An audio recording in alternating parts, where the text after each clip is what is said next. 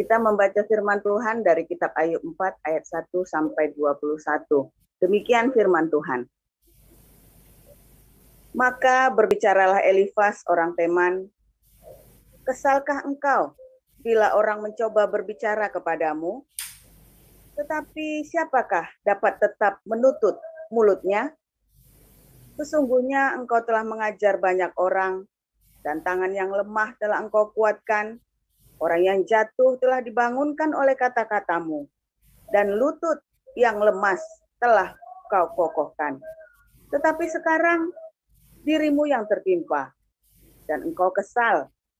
Dirimu terkena, dan engkau terkejut. Bukankah takutmu akan Allah yang menjadi sandaranmu, dan kesalehan hidupmu menjadi pengharapanmu? Camkanlah ini. Siapa binasa dengan tidak bersalah, dan di manakah orang yang jujur dipunahkan? Yang telah kulihat ialah bahwa orang yang mengajak kejahatan dan menabur kesusahan, ia menuainya juga. Mereka binasa oleh nafas Allah dan lenyap oleh hembusan hidungnya. Singa mengaum, singa meraung, patahlah gigi singa-singa muda. Singa binasa karena kekurangan mangsa, dan anak-anak singa betina bercerai-berai. Suatu perkataan telah disampaikan kepadaku dengan diam-diam, dan telingaku menangkap bisikannya. Waktu bermenung oleh sebab hayal malam, ketika tidur nyenyak menghinggapi orang. Aku terkejut dan gentar, sehingga tulang-tulangku gemetar. Suatu roh melewati aku, tegaklah bulu romaku. Ia berhenti, tetapi rupanya tidak dapat kukenal. Suatu sosok ada di depan mataku. Suara berbisik-bisik kudengar. Mungkinkah seorang manusia benar di hadapan Allah? Mungkinkah seseorang tahir di hadapan penciptanya? Sesungguhnya hamba-hambanya tidak dipercayainya. Malaikat-malaikatnya pun didapatinya tersesat. Lebih-lebih lagi, mereka yang diam dalam pondok tanah liat, yang dasarnya dalam debu, yang mati terpijat seperti gegat. Di antara pagi dan petang mereka dihancurkan, dan tanpa dihiraukan mereka binasa untuk selama-lamanya. Bukankah kemah mereka dicabut? Mereka mati, tetapi tanpa hikmat.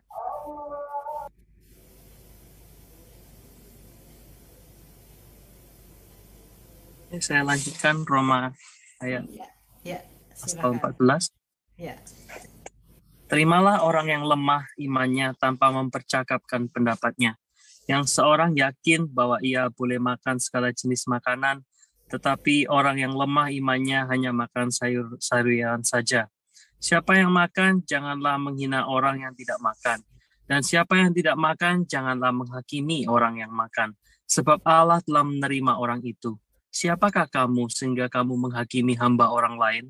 Entahkah ia berdiri, entahkah ia jatuh, itu adalah urusan tuannya sendiri.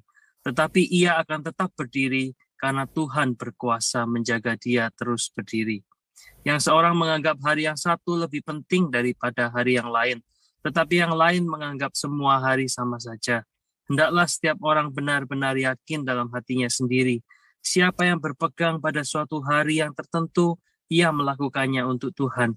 Dan siapa makan, ia melakukannya untuk Tuhan, sebab ia mengucap syukur kepada Allah. Dan siapa tidak makan, ia melakukannya untuk Tuhan, dan ia juga mengucap syukur kepada Allah. Sebab tidak ada seorang pun di antara kita yang hidup untuk dirinya sendiri, dan tidak ada seorang pun yang mati untuk dirinya sendiri. Sebab jika kita hidup untuk Tuhan. Dan jika kita mati untuk Tuhan. Jadi baik hidup atau mati, kita adalah milik Tuhan. Sebab untuk itulah Kristus telah mati dan hidup kembali, supaya ia menjadi Tuhan, baik atas orang-orang mati maupun atas orang-orang hidup. Tetapi engkau, mengapakah engkau menghakimi saudaramu? Atau mengapakah engkau menghina saudaramu? Sebab kita semua harus menghadap tahta pengadilan Allah. Karena ada tertulis, demi aku yang hidup, Demikianlah firman Tuhan. Semua orang akan bertekuk lutut di hadapanku, dan semua orang akan memuliakan Allah. Demikianlah setiap orang di antara kita akan memberi pertanggungan jawab tentang dirinya sendiri kepada Allah. Karena itu, janganlah kita saling menghakimi lagi, tetapi lebih baik kamu menganut pandangan ini. Jangan kita membuat saudara kita jatuh atau tersandung. Aku tahu dan yakin dalam Tuhan Yesus bahwa tidak ada sesuatu yang najis dari dirinya sendiri. Hanya bagi orang yang beranggapan bahwa sesuatu adalah najis, bagi orang itulah sesuatu itu najis. Sebab jika engkau menyakiti hati saudaramu oleh karena sesuatu yang engkau makan, maka engkau tidak hidup lagi menurut tuntutan kasih. Janganlah engkau membinasakan saudaramu oleh karena makananmu, karena Kristus telah mati untuk dia. Apa yang baik yang kamu miliki, janganlah kamu biarkan difitnah. Sebab kerajaan Allah bukanlah soal makanan dan minuman, tetapi soal kebenaran, damai sejahtera, dan sukacita oleh Roh Kudus. Karena barang siapa melayani Kristus dengan cara ini, ia berkenan pada Allah dan dihormati oleh manusia. Sebab itu, marilah kita mengejar apa yang mendatangkan damai sejahtera dan yang berguna untuk saling membangun. Janganlah engkau merusakkan pekerjaan Allah oleh karena makanan. Segala sesuatu adalah suci, tetapi celakalah orang jika oleh makanannya orang lain tersandung. Baiklah engkau jangan makan daging atau minum anggur atau sesuatu yang menjadi batu sandungan untuk saudaramu. Berpeganglah pada keyakinan yang engkau miliki itu bagi dirimu sendiri di hadapan Allah. Berbahagialah dia yang tidak menghukum dirinya sendiri dalam apa yang dianggapnya baik untuk dilakukan. Tetapi barang siapa yang bimbang, kalau ia makan, ia telah dihukum, karena ia tidak melakukannya berdasarkan iman. Dan segala sesuatu yang tidak berdasarkan iman adalah dosa. Amin. Amin. Terima kasih Pak Welis. Silakan sebelumnya mohon maaf ini karena jadwalnya dibalik tadi ya, mungkin Bu Lisolisnya juga kaget karena memang ada perubahan jadwal. Sekarang dilanjutkan dengan firman Tuhan. Silakan Pastor Paul. Ya, terima kasih Bu Vivin. Saya tadi mandi dulu ya biar seger. Tadi baru dari Munster sama tim kita. Tim Praise and Worship kita ya, saya ajak anak mereka fellowship kita supaya akrab ya, karena kita kan baru kenal semua ya, dan range umur kita cukup jauh ya, jadi dari Miracle umur 13 sampai Pak Steve ya, sampai senior sekali. Jadi kita range-nya cukup besar. Nah, jadi kita tadi jalan-jalan aja, ngobrol-ngobrol aja. Luar biasa. Oke. Berbahagialah orang-orang yang hatinya selalu fokus dengan Tuhan ya. Nggak terganggu ya. Jangan mau diganggu. Orang mau apa jangan terganggu. Nah, seringkali kita ini suka rese ngurusin urusan orang lain, ya. Mengapa kita suka rese ngurusin orang lain? Karena kita sendiri mumet sama urusan kita. Iya enggak? Kenapa sih orang suka ngurusin urusan orang lain? Bukan karena nganggur, bukan. Karena dia sendiri mumet sama urusannya. Sehingga kalau ada urusannya orang lain, dia ngerasa, gampang urusannya dia, saya beresin urusannya. Urusan kamu tuh gampang, gundulmu yang gampang. Suka begitu orangnya. Belum tentu gampang ya, kompleks. Cuma memang ada orang yang sebenarnya nggak ada masalah, tapi lebaynya minta ampun, baperan, caperan ya. Padahal cuma cantengan aja tuh rasanya udah kayak kena cancer stadium 4, 2 hari lagi mau mati. Semua diteleponin, saya cantengan nih, gimana nih, semua diteleponin, mumet saya sampai ya. Gara-gara cantengan semua bikin geger. Teleponnya bisa 3-4 jam minta didoain, berjam-jam. Ya, ini sama lagi doain saya pastor, doain saya bro, doain saya sis. Ini saya cantengan ini, sembuh supaya Tuhan sembuhkan ini. Cuma ya memang kita berdoa, ya cuman jangan bikin heboh dunia gara-gara kamu cantengan lawo yang yang sudah kena vonis mati saja tenang-tenang saja lah, kamu cuman cantengan hebohnya kayak sedunia besok mau kiamat. Itu namanya baperan capran, ada orang yang begitu tuh, yang menyebalkan sekali ya. Ada yang begitu menyebalkan sekali, ya memang gimana sih, memang dunia ya begitu, ada orang yang begitu. Nah, namun ya dalam dalam masalah-masalah yang wajar, yang normal. Ya, kita lihat Ayub ini ya. Ayub ini kan lagi kena masalah. Ya kita enggak tahu lah, pokoknya berbagai macam tafsir. Kalau menurut saya pokoknya nggak ada asap kalau nggak ada api. Ya. Tapi kita juga nggak usah menghakimi Ayub, nggak usah ngajar-ngajarin, nggak usah sok pinter kalau Ayub itu berdosa, tidak berdosa. Ya kayak Ahok, kenapa masuk penjara? Wah, orang berusaha menganalisa, membahas. Nggak usah, kalau saya ngomong ya kita tahu ada sesuatu di sana. Kenapa dia bisa sampai sejauh itu, ya kan? Dan ternyata kebukti kan yang kita bicarakan. Saya ngomong sama Ana waktu itu ya. Membuktikan kenabian. Nabi 26. Waktu udah masuk, coba aja deh. Nanti kalau masuk, lihat. Kalau cuma berapa bulan, ya ini. Kalau sampai lebih dari setahun, berarti ini. Saya bilang begitu ya. Kejadian ya, semuanya. Nah, nggak boleh ya. Terus kita menghakimi orang ya. Lah, rasa shock kita orang baiknya, kamu sih dulu kamu begini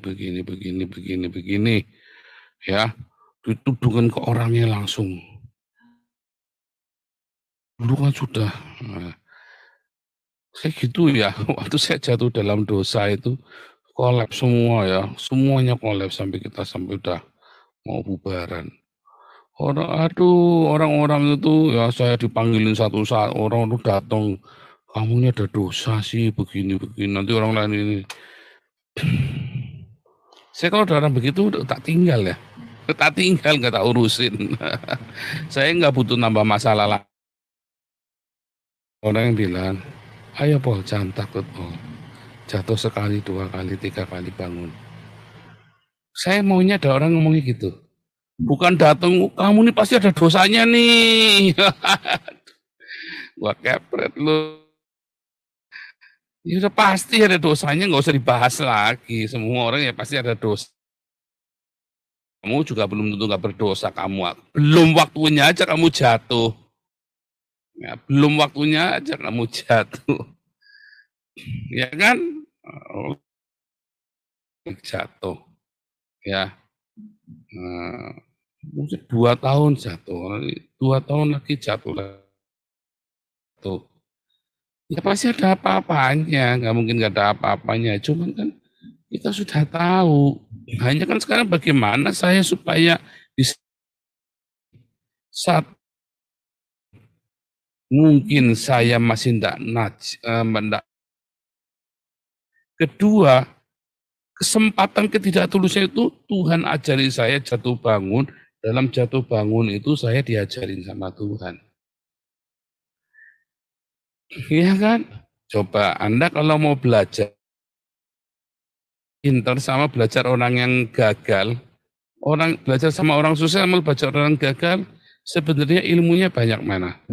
Belajar sama orang sukses, salah. Salah ya. Itu tuh mitos ya. Anda belajar sama orang sukses, yang dia cerita versi dia yang sukses, yang dia gagal, yang dia brengsek, apa dia mau cerita? Belum tentu. Belum tentu ya. 1001 ya. Yang Anda dengar di YouTube ya Pak siapa yang konglomerat, saksinya konglomerat itu dia cuma cerita tata kulitnya. Anda belum tahu proses di dalamnya. Ya sak busuk-busuknya dia. Jarang orang brengsek ngaku brengsek. Jarang orang busuk ngaku busuk. Ya pasti dia bilang, ya memang ini perjuangan segala macam.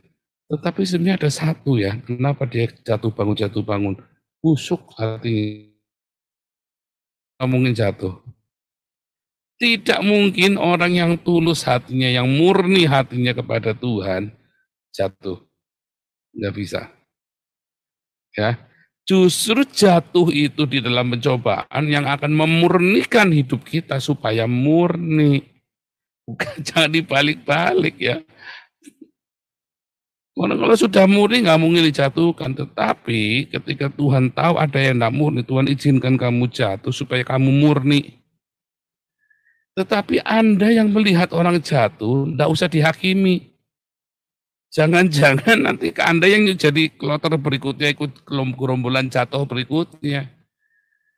Ya, nggak usah menghakimi. Nah, kadang-kadang kita mau sok menasihati. Nah, makanya judulnya hari ini kan menasihati dan menghakimi. Orang menasihati, ya itu tanpa harus ngungkit-ngungkit kesalahan. Bedanya menasihati dengan menghakimi itu begini. Ya, kamu sih, nah itu menghakimi ya. Soalnya sama kamu karena kenapa kamu begini? Karena, nah itu menghakimi itu. Sebab akibat.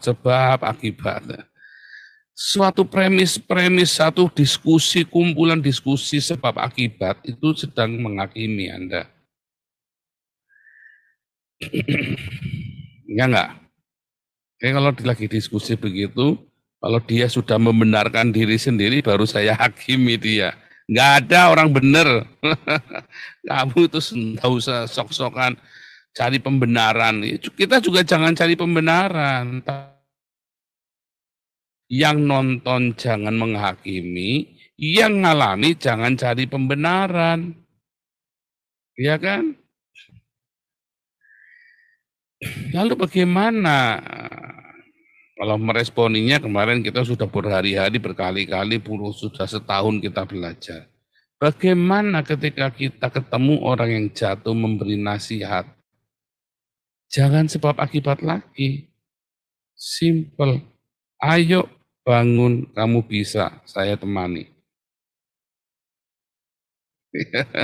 Simple ya. Waduh.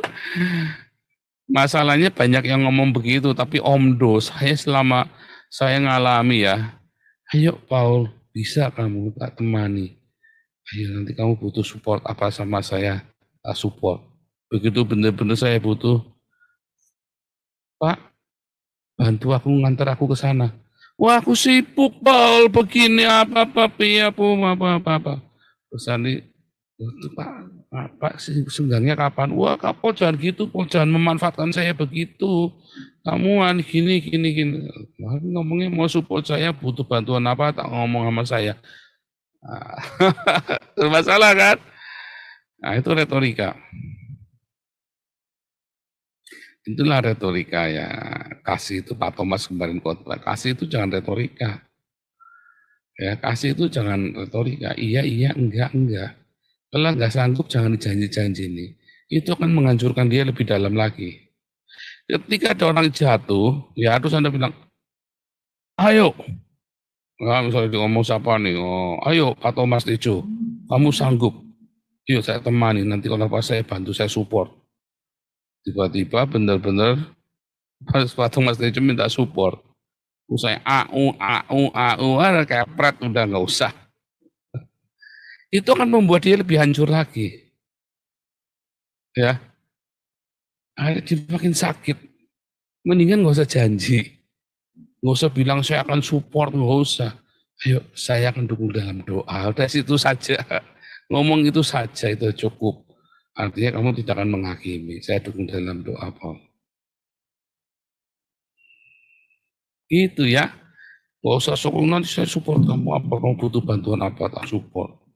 Kalau saya begitu, saya sering dijanjiin dari dulu ya. Mungkin udah janji-janji kayak gitu, ya. Saya sengaja kadang-kadang tak tagih gitu ya. Tapi saya nggak sungguh-sungguh lagi karena saya sudah tahu pasti blong. Ya, orang-orang teman-teman yang suka janji sama saya itu biasanya belum. Tetapi orang-orang yang enggak pernah janji tiba-tiba telepon saya, Paul, katanya kamu ini ya pindah ke Belanda. Terus piye kamu? Ini, oke, nanti malam ada transferan itu ya. Udah malam ditransfer tiba-tiba, nggak pakai banyak ngomong, ya kan? Nggak perlu pakai banyak janji. Jangan janjiin orang lagi jatuh ya. Jangan Anda janjiin. Lebih baik Anda diem, terus tiba-tiba bantu. Sebab ketika Anda menjanjikan dia, tambah hancur dia nanti. Kecuali Anda memang mau hancurkan dia.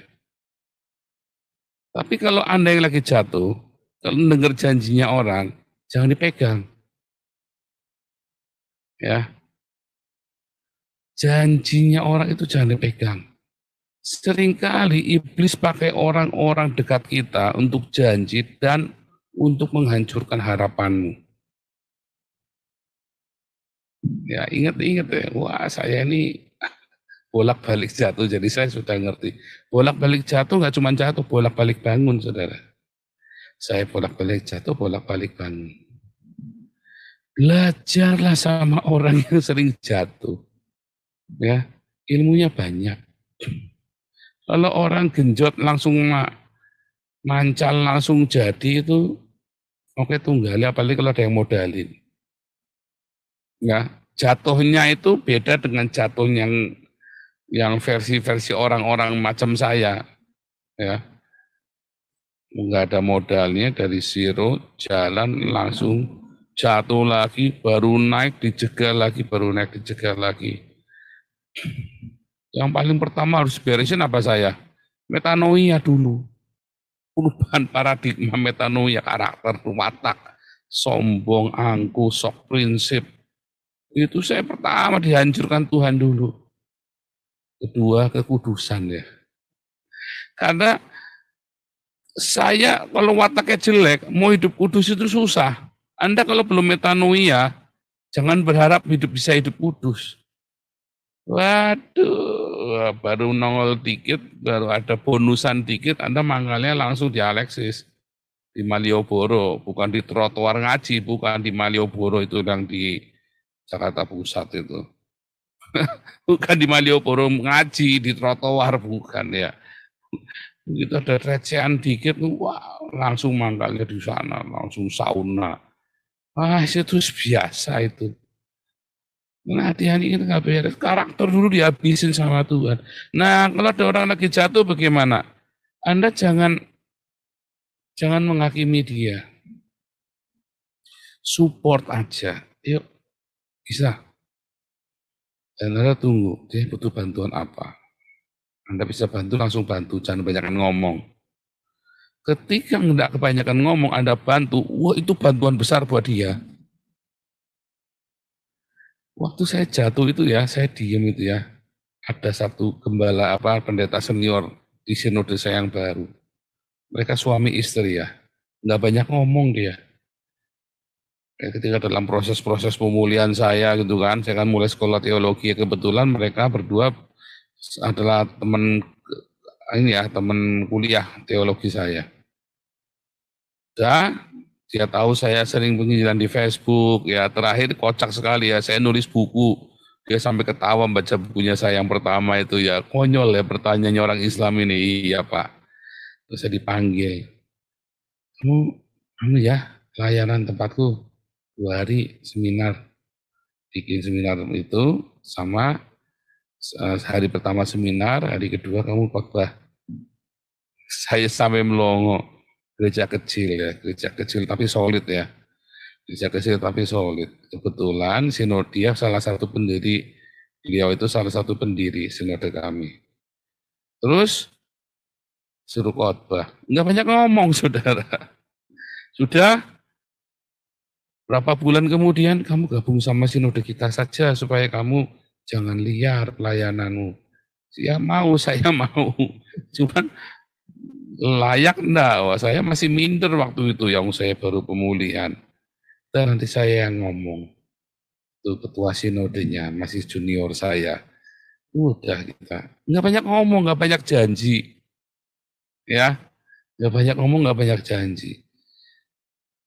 Itu adalah support yang besar. Wah, saya itu langsung kayak dibuka jalan. Sepele ya, cuma disuruh khotbah sama dimasukin ke sinode dia. Tapi itu bantuan besar sekali buat saya, tahu nggak? Itu tidak akan kulupakan itu yang begitu itu ya. Nggak banyak ngomong, nggak banyak janji, jedes, diantar, dikirim, apa segala macam. Bulananmu bagaimana? Ya pokoknya kita jadi jualan buku, kirim tiap bulan. Ya, kecil cuma 500.000 saudara. Tapi itu kan support kan, 500.000 udah bisa buat hidup. Tapi itu support yang luar biasa. Ya itu support yang luar biasa. Itu kalau ada orang jatuh begitu, jangan banyak ngomong, jangan banyak janji. Sebab Anda bisa jadi tiba-tiba nggak cocok, ya kan? Tapi Anda sudah kepala janji, Anda batal, hancur dia. Hancur. Tapi kalau Anda tidak banyak janji, orang jatuh lalu Anda tolong, ya, itu cepat bangun dia nanti. Jangan banyak janji. Tiba-tiba datang, bawain makanan. Gimana anakmu? Aduh, mumet begini. Kalau dia sudah mulai minta-minta, tinggal. Ini berarti wataknya masih belum bertobat. Tapi nggak usah menghakimi, kamu masih minta-minta gini. Nggak usah, jangan dihakimi, nggak usah. Tapi kalau dia minta-minta, oh ini bisa pinjami dulu, enggak bro, begini, begitu. Tinggal, nggak usah ditolong. Tapi kalau dia tidak pernah minta, dia diam saja. Ya dia cuma pokoknya bantu saya doa. Anak-anak gimana? Ya belum bisa sekolah, ini enggak apa-apa. Nikmati dulu. Anda enggak usah banyak ngomong, bayari sekolahnya. Enggak usah banyak janji.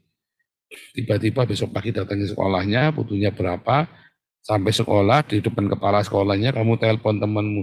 Loh, ini kamu tak pinjami dulu ya. 2 tahun anakmu tak bayari sekolahnya. Kalau kamu ada uang, bantuin duit saya. Ya, wah dia akan kaget-kaget supaya anakmu nanti bisa ujian. Jadi kamu jangan pusing, kamu sekarang pusing mikirin caranya kamu kerja saja bayar utang sama temen, sama gitu kan, enak kan? Gitu ya. Wah, kalau Anda bisa begitu tuh banyak orang akan tertolong ya. Orang jatuh itu jangan dikotbahi. Yang kurang ajar itu ya. Orang lagi jatuh dikotbahi. Masih dilaknatin, masih dikutukin ya. Enggak butuh, dia juga sudah tahu salah. Dia jatuh, dia tahu sebenarnya salahnya di mana. Tambah anak khotbah, tambah dia pasang benteng. Tambah dia akan menjauh dari Anda. Ibu-ibu, mertua-mertua, kalau menantumu jatuh, anakmu lagi jatuh, jangan dikhotbahin. Jangan dikhotbahin. Dia juga sudah tahu kalau dia salah. Diamkan. Pokoknya support. Walaupun Anda tahu tuh karena kelakuannya dia sendiri yang badek misalnya. Ya. Misalnya Anda lagi jengkel pun dimarahi aja sekali, tapi jangan tiap hari dimarahi. Tambah hanyut, tambah jatuh. Ya. Menasihati itu bukan menghakimi sahabat-sahabatmu jatuh. Anda menasihati itu adalah mengencourage. Ya, memberikan dukungan. Ayo semangat. Kita doakan. Kenalin. Gitu ya. Oh masih muda, mau dong. Saya sudah umur 60 tahun jatuh begini. Jangan takut. Tidak apa-apa.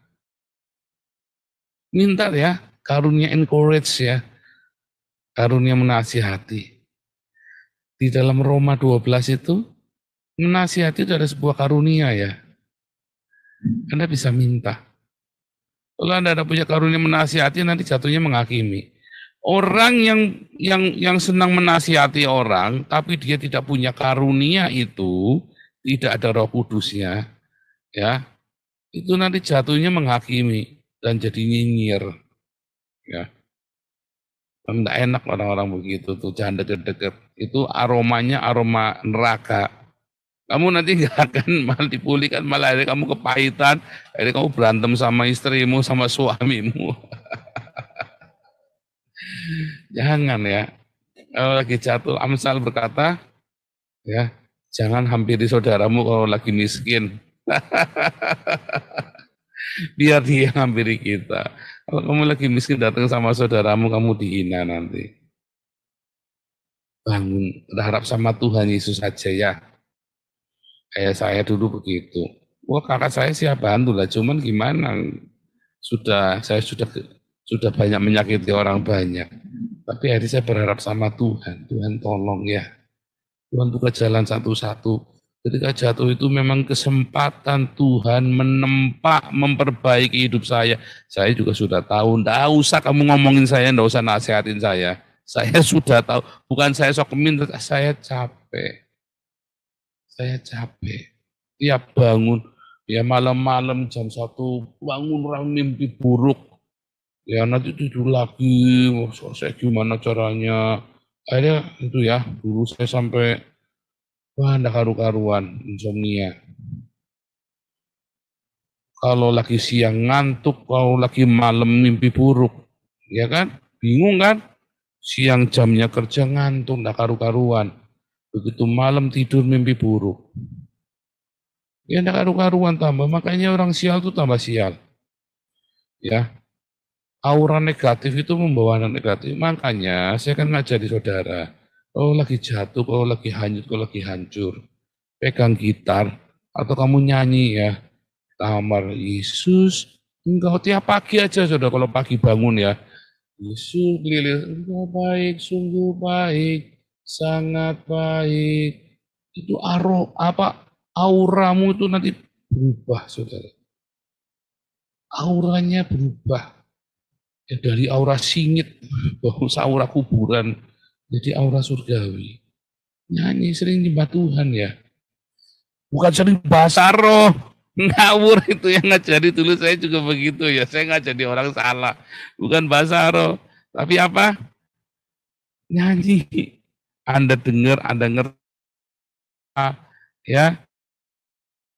Itu kan balik Yesus, engkau baik. Terima kasih Yesus, aku banyak utangnya. Ya nggak begitu ya, pokoknya muji Tuhan, mengucap syukur. Syukur ku naikkan padamu. Nyanyi belero apa, sudah urusan. Ya, senandung kecil-kecil itu kayak Pak HM itu suka nyanyi itu, saya seneng ya. HM itu ya. Itu kalau lagi ada masalah nyanyi. Itu mana HM itu ada.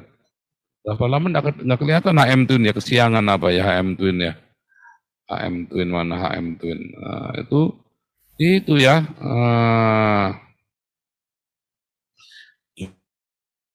Jadi jangan menghakimi. Nasihati. Jangan sebab akibat. Tapi kasih encourage, kekuatan, dukungan. Syukur-syukur Anda bisa support materi. Kalau Anda bisa paling enggak ya support, kasih channeling. Nggak bisa lagi, ya sudah Anda doakan. Dengan Anda tidak menghakimi adalah coba support. Ketika dia datang, cukup waktu dia datang lagi bete, lagi kamu sini dolan ya. Ngopi bareng, diajak ngalor ngidul. Nggak usah cerita kerjaan, nggak usah cerita masalah. Dia sudah merasa diterima. Dia itu seperti buat pause dia dari masalahnya dia. Ya, Anda nggak usah ngajari dia filosofi kehidupan. Bullshit Anda aja kalau ngalamin kayak dia belum tentu berhasil, belum tentu lolos. Ngomong dia cerita yang lucu-lucu, cerita yang konyol-konyol, yang ringan-ringan, ya. Terus kemudian yuk minum kopi. Kita doain dulu ya sebelum pulang ya. Enak kan? Dia merasa kamu welcome bersama dia. Dia merasa dengan kamu tidak menghakimi dia, itu sudah support buat dia. Enak kan? Coba kalau dibalik posisimu. Apa yang Anda harapkan? Kan Matius 7:22. Apapun yang ingin orang lain perbuat untukmu, ya kamu perbuat juga untuk orang itu. Tuhan Yesus memberkati.